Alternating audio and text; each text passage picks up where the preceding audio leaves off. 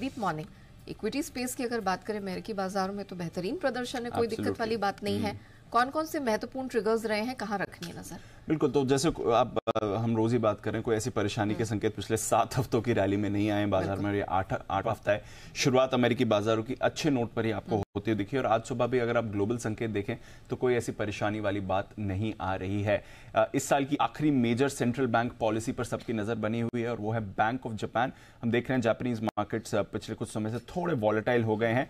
वैसे आज की पॉलिसी में रेट्स में तो कोई बदलाव नहीं होने वाला। आपको याद होगा आखिरी ऐसा सेंट्रल बैंक है जिसने नेगेटिव रेट्स अभी भी रखे हुए, -0.1% पर है और एक्सपेक्टेशन है कि यहीं पर रेट्स बरकरार रहेंगे। बट इनकी जो यील्ड कर्व कंट्रोल पॉलिसी है उसमें कुछ बदलाव हो सकता है या फिर आने वाले बदलाव के संकेत आ सकते हैं, इस पर बाजार की नजर है। रिसेंटली इन्होंने अपने यील्ड कर्व में थोड़ी फ्लेक्सिबिलिटी दी थी, बट एसेंशियली 1% का कैप है इनकी यील्ड पर। क्या वहां पर कुछ बदलाव हो सकते हैं और फिर आगे जाकर क्या ये रेट हाइक का संकेत बनेगा, इस पर बाजार की नजर बनी हुई है। तो इसलिए यहां पर सतर्कता रखने की जरूरी है।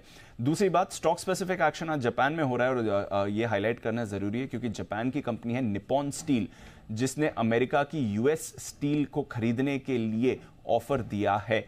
$15 अरब में ये डील होने वाली है। ये आपके लिए खबर आती हुई दिख रही है। $55 प्रति शेयर में ये यूएस स्टील को खरीदने जा रही है और जब ये खरीद हो जाएगी और दोनों कंपनीज का मर्जर होगा तो दुनिया की दूसरी सबसे बड़ी स्टील कंपनी ये बन जाएगी। तो काफी बड़ी डील है।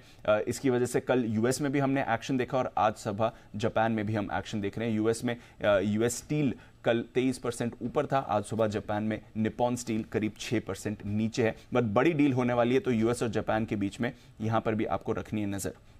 अमेरिका की जैसे आप बात कर रही हैं, वैसे आप कह सकते हैं कि लगातार 8वें दिन अमेरिका में तेजी थी और डेफिनेटली अच्छा एक्शन था। डाउ पर आपने उतना एक्शन नहीं देखा है, रिकॉर्ड पर ही बंद हुआ है बट सिर्फ 1 पॉइंट ऊपर बंद हुआ है। एसेंशियली सपाट रहा डाउ और सिर्फ 100 अंक के दायरे में ही आपने कारोबार देखा है। तो कल रेंज डाउ की बहुत ही सीमित थी, कुछ ज्यादा बड़ा एक्शन आपने होते हुए नहीं देखा और उसके बीच एकदम सपाट क्लोजिंग रही। बट ब्रॉडर मार्केट एक्शन अच्छा था। S&P 500 आपका ½ % ऊपर था, साथ ही नैस्डैक में भी आपने करीब ½% से ज्यादा की बढ़त आती हुई देखी है और S&P 500 अब अपने रिकॉर्ड से सिर्फ 1.25% दूर है। जनवरी 2022 में आखिरी बार इसने जो रिकॉर्ड बनाया था वहां से अब सिर्फ 1.25% दूर है, तो ज्यादा डिस्टेंस कवर इसे नहीं करना पड़ेगा। इसके साथ ही कल हमने देखा गोल्डमैन सैक्स ने अपना 2024 का S&P 500 का टारगेट बढ़ाया है।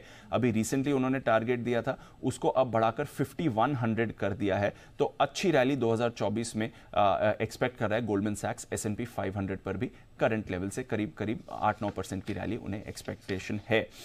इसके अलावा अगर आप देखेंगे एप्पल पर रखिएगा नजर। कल ये स्टॉक थोड़ा सुस्त भी था। इन्होंने अपने आई वॉच का डेवलपमेंट रोक दिया है क्योंकि एक पेटेंट विवाद को लेकर इनके खिलाफ रूलिंग कल आई है, जिसकी वजह से आई वॉच के डेवलपमेंट पर इंपैक्ट आएगा। तो देखते हैं आगे जाकर बाजार इस पर कैसे रिएक्ट करता है। बट मेजर डेवलपमेंट कल एप्पल के लिए भी आपने आते हुए देखा है।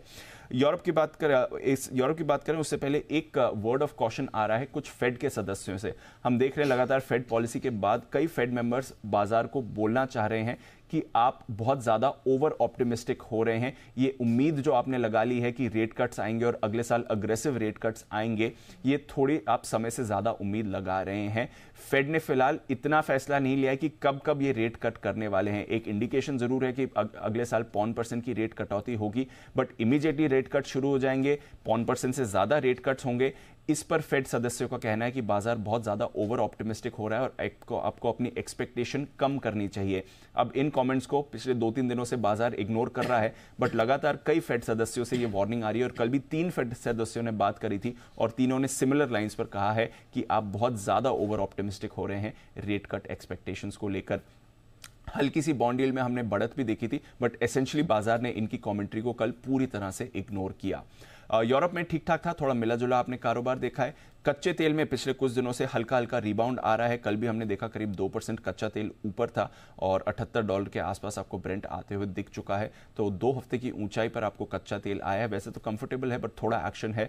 सुस्त डॉलर है और जो रेड सी में प्रॉब्लम्स चल रही हैं उसकी वजह से क्या ग्लोबल मांग और ग्लोबल डिमांड सप्लाई पर असर पड़ सकता है, इसकी चिंता से भी थोड़ा कच्चे तेल में एक्शन आपने देखा है। सोना चांदी एसेंशियली दायरे में ही थे, बेस मेटल्स और एग्री में भी ठीक ठाक कारोबार दिखा। तो अच्छे संकेत हैं, स्टेबल संकेत हैं। आज बैंक ऑफ जापान की पॉलिसी पर हमारी नजर बनी हुई है और देखते हैं इसके अलावा बाजार का रिएक्शन कैसा रहता है। ओके, तो